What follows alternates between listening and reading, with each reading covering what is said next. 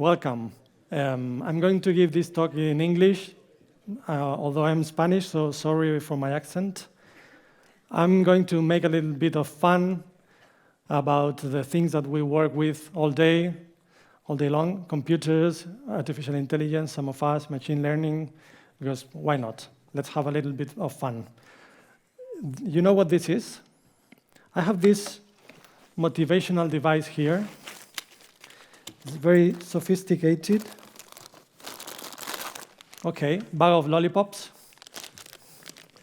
So if someone knows what this is, you can win a lollipop. What? Yes? So someone tries to fool a self-driving car not to move someone.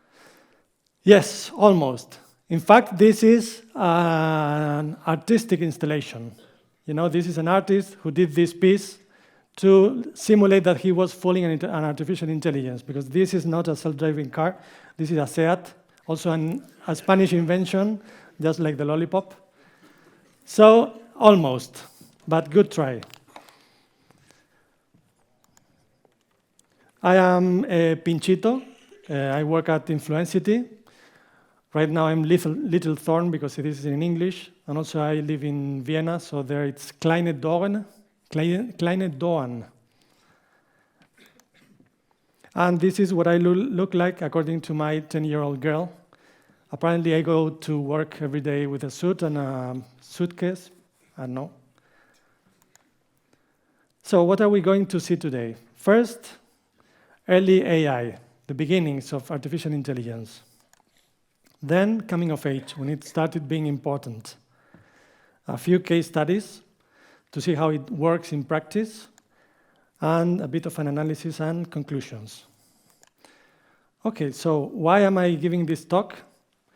Am I an expert in artificial intelligence? Well, not really, but I'm very old despite looking so young. I've been working at more than 20 years in the industry. Also, I'm interested in this area since the 90s, and I've read a lot of blog posts, many, so I'm very qualified. Also, of course, my extremely muscular body, you know. I'm not saying that I'm here because of my body, but it didn't hurt, I have to say. Okay, so this is the great Sergio Leone. It's 30 years since he died in Rome, and 90 years since he was born in Rome. And this talk was first done in Rome, and I'm recycling the slides. So that's why it's a bit of Sergio Leone theme. You know, anyone know what this is? Sad Hill Cemetery, yes, sir. This is the famous cemetery where they filmed The Good, the Bad, and the Ugly, which I was rewatching yesterday on the plane. I have no clue why Clint Eastwood is the good, because he's as bad as the rest of the cast. And you can go there and visit. It's excellent. It's in Burgos, even though the main locations were in Almería. Whoa, Almería! But this particular thing is in Burgos, and you can go visit, and it's awesome. That's me with my wife and my kid, my daughter. And the movie Sad Hill on Earth is now on Netflix. It's awesome how they rebuilt everything, so please watch it. Okay, early AI. Per un pugno di dollari. For a fistful of dollars. This is the beginning of the trilogy, of the famous trilogy. So, anyone know who this is? The first guy? Nobody? Sorry, this is Marvin Minsky, who is a pioneer, and now is being investigated by the Me Too movement, so I'm not going to dwell on that, because the organization doesn't let me. And the lady below, okay, this is another pioneer, less known, Karen Spark-Jones, who invented an awesome algorithm. All these are clickable links, and on my Twitter, Pinchito, you can go see the slides and sing along if you want, and click on the links, and they take you to the story, okay? So, at the beginning, in the 60s, artificial intelligence was very optimistic. Here, for instance, it said that machines were there to help us and not to enslave us. They were going to do everything simpler. And it's actually interesting because it says that As distances disappear, men and machines at millions of points on Earth will be in constant, detailed, instant, and closely linked communication. Good, well done. The man-machine partnership will become the schematic for our daily lives. So they were quite optimistic about the technology. And for instance, in the literature, we can see figures as, for one lollipop. Anyone know who this is? No one? Please? Yeah, that's me. The handsome person is me. Well done. But the other? Yes. Who was it? I'm not sure I'm going to kill anyone, but let's try. This is Robbie the robot, and this is a reproduction which is here at Juguetronica in Madrid. So you can go see it in the robot exhibition that they have below. It's one of two reproductions, two living robots in the world, and it works. The lights blink and everything. Next one. This is very easy, come on. Sorry? Yes, who was it? Oof. Yeah. Almost. Broken lollipop. And this one, this is a bit, well, this is easy. Come on. Yes. Well done. Okay. And in Europe, we were not so optimistic. You see here a servant robot, another robot that is the servant of the family. However, in Europe, we were more like this. What is this? Who was it? Over there? You go, man. And this is for a really good lollipop, special lollipop. Anyone?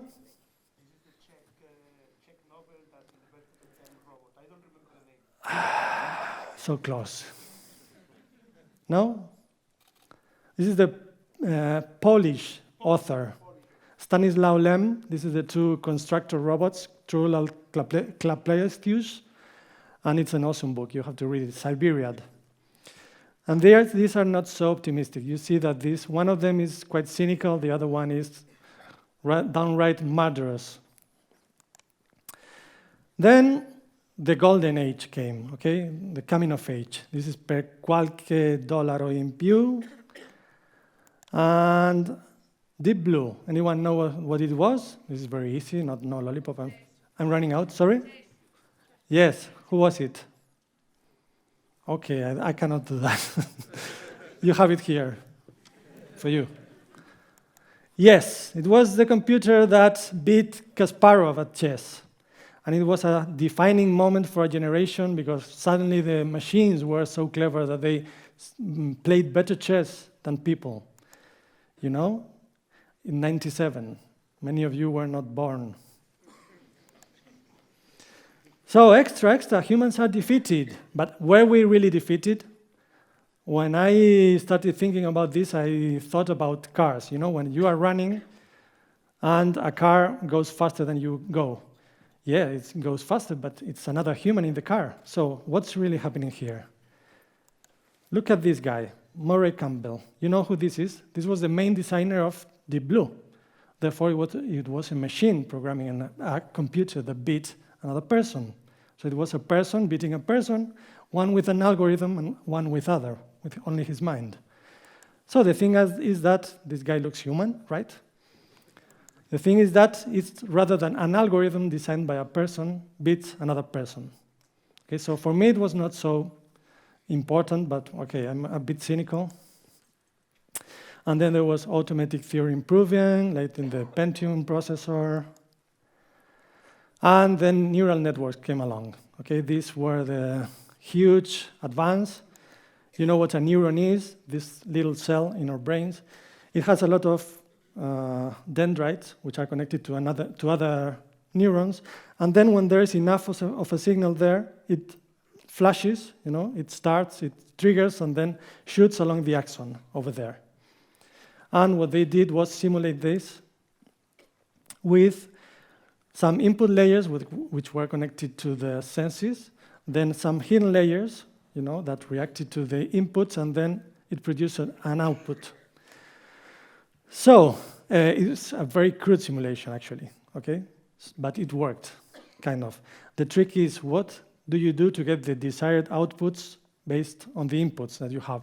And this is where neural networks, they have something called backpropagation that allows you to produce the desired output with the given inputs, okay? A lot of mathematical algorithms.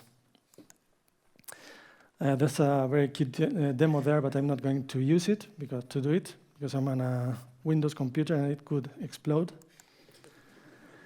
So now at this age, what do we have in the literature in the United States? Okay. No, this is too easy, no. The Terminator, okay. This one, okay, this deserves a lollipop. Anyone? No? Sorry? Yes, cool. Ian Holm, doing, what was the name of the android? Bishop? Bishop. Okay, this was another murderous android. And finally, Johnny 5, sorry, I'm almost out, from Short Circuit. So you see that robots were becoming something less nice and more frightening. And in Europe, no, in Japan, okay, this deserves a lollipop. Anyone knows what this is? Who was it? Okay, you have this. The Tachikoma, yeah! The Tachikomas in Ghost in the Shell. They did an awful movie a few years ago, but the original animated movie is excellent. And these were very stupid, like child-brained computers. Very funny to watch. So now let's study with the background of il buono, il brutto, il cattivo, the good, the bad, and the ugly, some case studies on what artificial intelligence actually is. First, robots. Anyone have seen this awesome robot flipping around and doing stuff? It's great, right? Also, we have industrial robots. Oh, sorry, this one has not loaded, but it's an awesome tomato classification machine. Maybe you have seen it. I will show a video later. And space robots in Mars. We have a robot there that has been there over 15 years of continuous operation. This is the good part, okay? BattleBots. This is awesome. I mean, they fight between them. And this was a Terminator killing people. This is meant to say, don't give robots the option to kill someone. Always have a human in the loop, please, because they tend to have bugs. And murderous robot with a bug is a bit frightening. Oh, it loaded. Haha. Great. So, what are actual robots like? Crossing my fingers. Oh, man. Okay, this was the final of the Soccer Robot Cup in 2014. You have to see this, sorry. But let's say they were a bit less awesome than the Terminator, okay? I will try to reload it later. And this is the classification machine. Okay, let's see it in action, if it loads.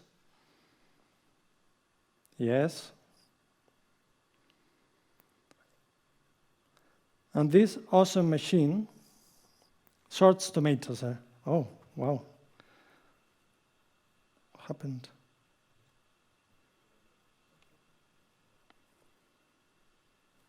Okay, it classifies a lot of tomatoes per second. And you would say, yeah, this is an awesome application of robots, right? But in actuality, let's see if we go to the part with the levers, kicking tomatoes. In actuality, it's an optical machine. It's more than 25 years old, so there's no artificial intelligence involved at all. You know, this is just a sensor that senses the red light, the green light, and then kicks off the tomato. You know, so this is not so awesome as it looks. This is the ugly part, okay? And next, let's look at the space robots. How can I say something bad about space robots? No, okay, these are not real bots. these are actually controlled by a person. So why do they call them bots? Robots are supposed to go there autonomously, right? But not be, this is a remote control car, a remote control toy. And finally, robots in space are not as versatile as they want us to think. This is a probing robot. You know, it sticks a probe into Mars, but it does nothing else. So if you probe the ground, you cannot walk at the same time because it was too complicated. And this is actually true. So either you probe or you move. And about the 25 years, I have this to say. This is a list of records in out-of-world exploration. The robot is 42 kilometers, but the Apollo 17 lunar rover was 42 kilometers, 37 kilometers by a guy in a small car walking around in 3 days. So the robot was there for 15 years and it did 42 kilometers, which is something that the astronaut did in 3 days. So that's why we want to send people to space, because we are more versatile and we can do a few more things. 15 years, a person in Mars, I think, would have done a little bit more than walk 42 kilometers, which is an awesome achievement, okay? Don't get me wrong, but let's put this in perspective, okay? 42 kilometers, it's here to Móstoles, more or less. So we are a great value, after all. We do a lot of things, and we are much more versatile. And why are we always seeing this thing about robots? Well, I saw this theory that I like, which is that by an Italian sociologist who said that what they want is, just as they said with the steam machine, you know, and industrial machines. They are telling people, you are replaceable. You are no good for your job, and we are going to pay you less. Why? Because there are robots that do what you do. But actually, it's not true, because we are much more versatile. But this is a theory. I'm not sure about why. Let's move on. So our second case study is deep learning. This is an awesome deep learning thing that colorifies your photos. Okay, it's awesome. I've used it, and it's amazing what it does. So, what's deep learning? Actually, what we have is just a neural network, like we saw before, but with many hidden layers, okay? So instead of just 2 rows, we can have 5, 10, whatever. It takes a lot of computing power, but it works the same. For instance, this is a network to compute the price of a flight, just based on date, origin airport, destination airport, and airline, and it outputs a price.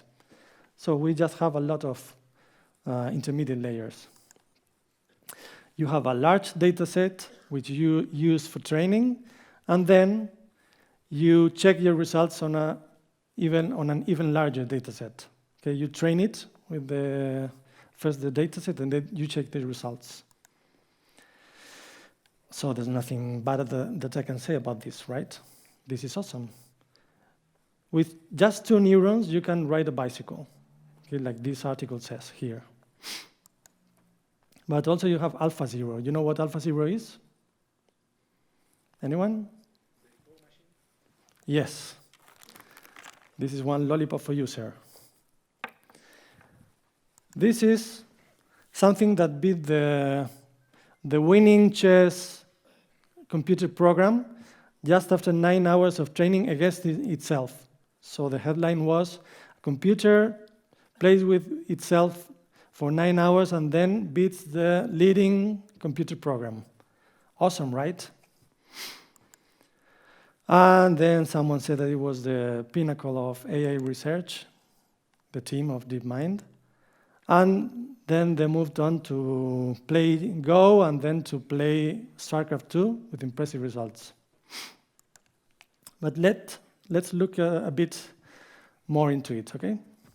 Can you run AlphaZero on your laptop? Because you can run Stockfish on your laptop. Well, it trained, those 9 hours were with 5,000 cores and 64 tensor processing units, specifically designed by Google engineers just for this task. And it was running on 44 cores plus 4 tensor processing units. Okay, so not something that you can run on your laptop. And also, the team, the Stockfish team, said that they have run it with very weird settings. They looked it up and they said, this is not how we run Stockfish. It had fixed time per move, and it was very weirdly configured. Actually, the Stockfish team did some improvements on their program after losing to AlphaZero, and now they say that they could run as fast, they could play as well as AlphaZero, just on a regular laptop. So what some AI researchers are saying is that deep learning is just an incremental advance. It's not a game-changing thing. You know, like Joshua Bengio, who recently won the Turing Award, I think. And that deep learning is only one part of what we really do as people, you know, intelligent machines. Actually, what's deep learning? What are neural networks? What neural networks do is just solve some kind of maximization problem, you know, optimization problem, either to maximize something or to minimize something. Usually it's the error between its output and the training set, okay, if any of you do machine learning. For instance, what does YouTube do with deep learning? They recommend you videos about flat Earth theory. Okay, and you see that Google search regulates 20% in favor of flat Earth. On YouTube search is 35%, but on YouTube recommendations it's 90% in favor. Why? Because everything they are doing is maximizing your engagement. How do you do that? When someone searches for flat Earth, you present them with something scandalous, outrageous.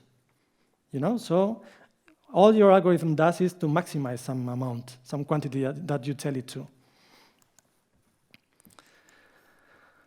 And someone looked into an actual neuron, you know, and said, what does a neuron do? It's not just a connection of dendrites and then an axon. Actually, there's a differential potential between each synapse.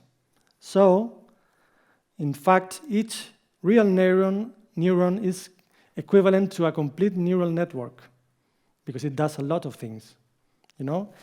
Every single dendrite has its own activation potential, which changes in function. So when you are thinking about things, you are changing how your brain works, you know, but how each individual dendrite works. So that's why you cannot say that a neural network is equivalent to a human brain. No chance, because we have around 100 billion neurons, and frankly, I don't know about you, but I'm not extremely intelligent. So with just a neural network of, I don't know, 1 million neurons, what can you do? Simulating neurons. So let's move on to face recognition. You know what this is? This is machine learning, not machine learning. This is an algorithm that is able to recognize Antonio Machin. Another of the great highlights of artificial intelligence is face recognition and also pattern recognition. You see that here, Amazon is recognizing my plants, my photos, plant, baby, whatever. These are the people in my family. So it's actually my daughter appears 3 times, one as a very small baby, another as a toddler, and another as a child. So it's awesome, right? It recognizes images. But then you present some scrambled images to a pattern recognition algorithm. You know what happens? When you look at one of the images below, it's very hard for us humans to recognize it. But however, the pattern recognition algorithm matches perfectly. Why? Because actually, everything that an artificial intelligence algorithm does is recognize the bag of features. So it's centering on the small things like the eyes in the fox, the shape of the ears, very small details that you don't recognize, and then it says, okay, this matches with my database. So it's not working as we do. We look at large features of the general picture, while pattern recognition centers on very small details. And then this is a live demo here that I did with my ex-colleague Cesar and Franz. Say hello to them. And what this does is recognize my face. Okay, you see it's unknown at the moment, but sometimes when I move, it says, okay, I recognize you from our LinkedIn database. Okay, maybe yeah. Oh, it's froze. It's here moving, but not there. Okay, you have to trust me on this. When I move in certain directions, it says, okay, I have seen this person before. Okay, problem is that I didn't have a LinkedIn account at the moment. So it was recognizing me from some random person in the database. It doesn't even say what. And they want to use this kind of technology to recognize people on the street and to impose fines on us. So do you really think it's ready for that? Let's see a couple more examples. Thanks to Cesar and Francisco. How do you fool a neural network? You have an image, you want the algorithm to think that you are it's something else. How many pixels do you need to change, to flip? One. Here is a paper on adversarial neural networks, how to fool a neural network, that with just 1 pixel you could fool the deep neural network to think it was something else, okay?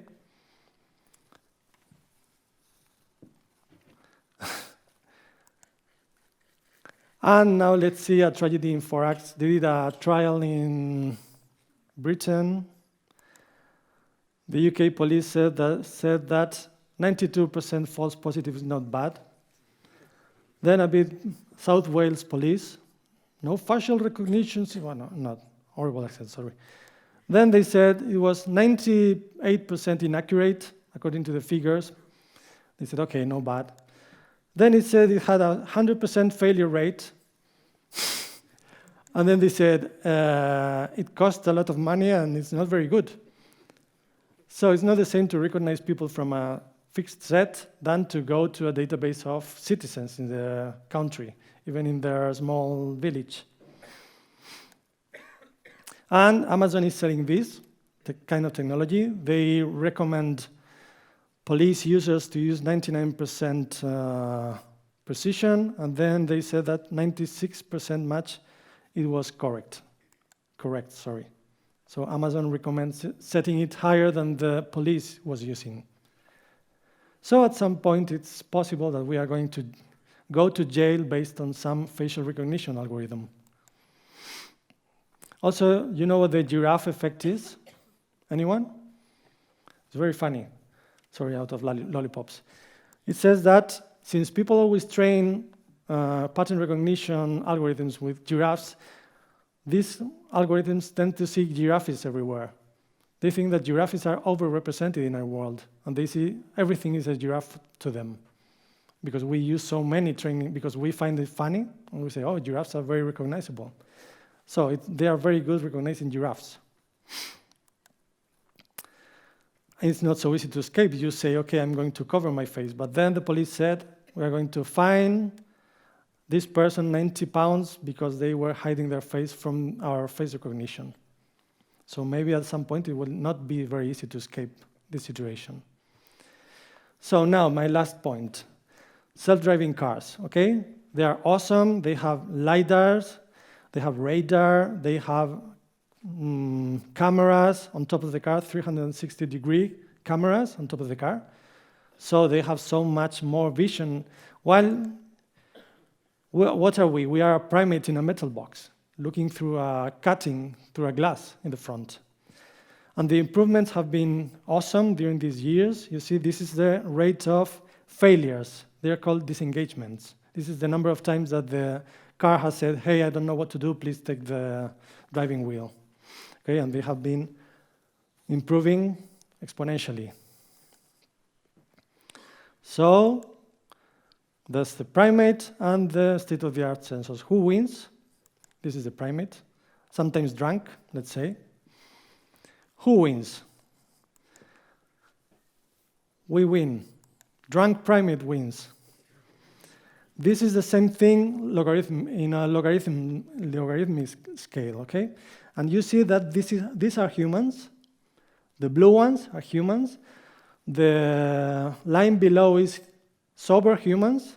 The line above is including drunk, okay? And we are about 2 orders of magnitude better than Waymo, which is the best of the pack. And I have to say that Waymo has a very modern fleet serviced by Google that only runs on excellent conditions, weather conditions, and it only runs in the very straight streets of San Francisco and other American cities. Okay, so this is not traffic in Madrid at hora punta. And still they are worse than humans in the regular condition. Okay, like 2 orders of magnitude worse. So they are very visionaries. There are many visionaries saying, no, they will forbid people driving cars because it's so hard to do for us. And this is what Arthur Clarke said in 1962. Okay, he was already making the same prediction. But if you look at, I saw this tweet a couple of days ago, in 1830 they were already saying that carriages came rattling down the highways, horseless and driverless. Okay, so all those visionaries are like 200 years late. And then the self-driving car manufacturers, Waymo, okay, General Motors, Nissan, BMW, Tesla. But what happens when Seat starts doing self-driving vehicles? What about Dacia, Perodua, Saipa? These are companies in Iran making cars.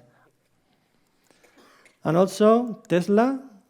Recently, Alfonso sent me this link to a Tesla thread on Twitter where the guy said how they really work inside. Okay. A Jenkins pipeline once cost almost the entire fleet to reboot loop for about an hour. This is Tesla. So when Indra starts building self-driving vehicles, it will be great. Finally, a little bit of analysis. So when we are running neural networks, we are running optimization. We are solving optimization problems. Okay? They are awesome to solve problems in many dimensions. Okay, but how do we run politics as an optimization problem? Do we maximize votes, minimize inequality, maximize power, minimize dissent? What about ethics? Do we minimize suffering? Because I can't minimize suffering. I kill everyone, and next day we have minimized suffering. Maximize happiness, like the Chinese are doing. What? Minimize equality. And let's say philosophy. And finally, religion. I'm not allowed to talk about this in this conference, but because of the code of conduct, but I don't even know what to start. So for these kind of problems, these are our problems, human problems, and I don't think we can formulate them as an optimization problem. And what actually they do is maximize unfairness. Look at the poor guy in the center, not recognized. And they are sometimes used as tools of institutions, okay? Because we just think computers are going to take over. We need more algorithms. And of course, as we said before, employment. They are scaring you. You are going to lose your job because of an artificial intelligence. And the AI uprising is the same story, okay? It's just technology people, usually guys, thinking, okay, our only problem is going to be technology, therefore we have to be scared of technology. But not because of Facebook is selling our data to someone else, but just because computers are going to take over. So conclusions. This is the awesome Once Upon a Time in America. I hope you've seen it because it's so awesome. And AI is awesome. Its achievements are awesome, but not as awesome as we are sometimes led to think. Still, there are many years until we have what we understand as artificial intelligence in robots. And it's not a blank check to do anything, okay? You have to think about what you are doing. And finally, since you can never be sure, I have to say that I have always been a friend of computers, so when they finally take over, I've always been in favor of robots, and I'm on your side. Okay, so thank you very much for your time.